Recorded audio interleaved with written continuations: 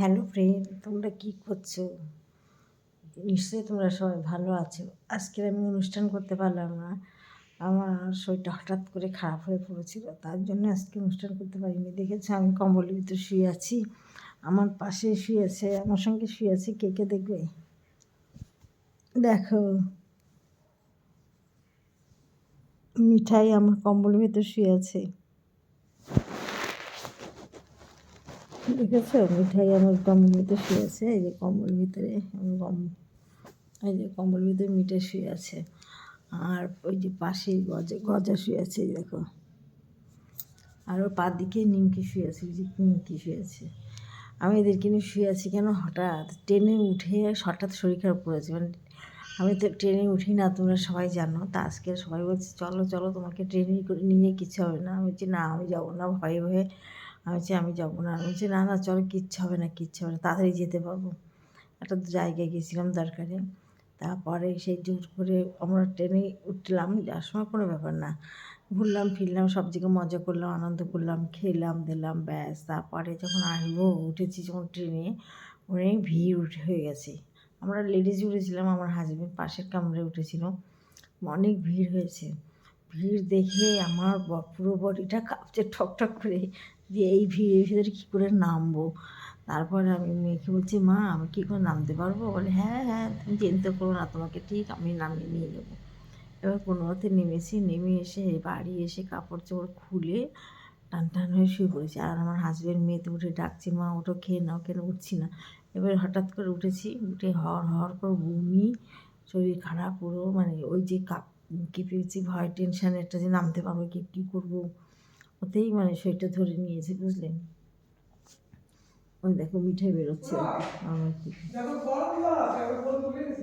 তারপরে মিঠাই পছন্দ হচ্ছিল, বাইরে যাবে মানে বাইরে যাবেই, হ্যাঁ বাইরে যা, খাবি মিঠাই মনে হচ্ছে খাবে, তখন নামছে।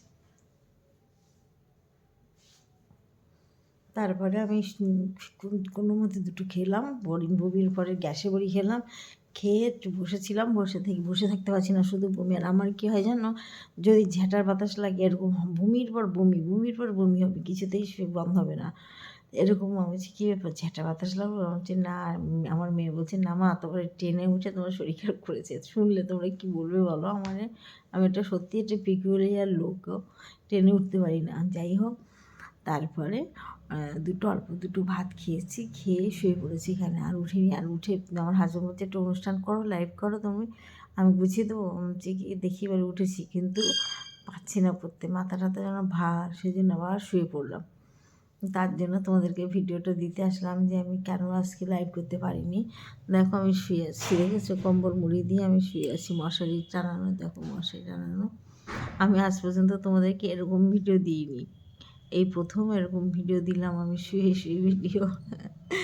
যাই হোক, দেখো আমি সবসময় হাসতে ভালোবাসি, এত শরীর খারাপ ভিতরেও মুখে কিন্তু হাসিটা মিলিয়ে যায়নি আমার। এইটা আমি চাই, সবাই তোমরা হাসি খুশিতে থাকো, ভালো থাকো। হাসি খুশি যতক্ষণ থাকবে দেখবে মন ভালো থাকবে, শরীর ভালো থাকবে। বন্ধুরা, বেশি বড় করি না আমার কোনো ভিডিও, তোমরা আমার ভিডিওটা একটু অনুরোধ রইল, সবটাই দেখো, কেটে যেও না, পুরোটাই দেখো। ছোট্ট আমি ক্রিয়েটর, ছোটো একটা পেজ আমার, একটু তোমরা আমাকে সাপোর্ট না করলে কী করে এগোবো বলো? পাশে থেকেও একটু সাপোর্ট করো, ঠিক আছে? আর বেশি কথা বলবো না, আর তোমরা সবাই ভালো থেকো। তাই শুয়ে শুয়ে ভাবছি কী করবো, একটা ভিডিও দিই, আর কিছু ভিডিও পোস্ট করতে তো হবে, সেই জন্য কিছু ভিডিও পোস্ট করছি আর ভিডিওটা দিচ্ছি। তোমরা একটু দেখো, সবাই একটু কমেন্ট করো, ভালো মন্দ সবাই কমেন্ট করো। তোমাদের কমেন্টের আশায় কিন্তু আমি বসে আছি, শুয়ে আছি। ঠিক আছে, tata, bye bye, good night.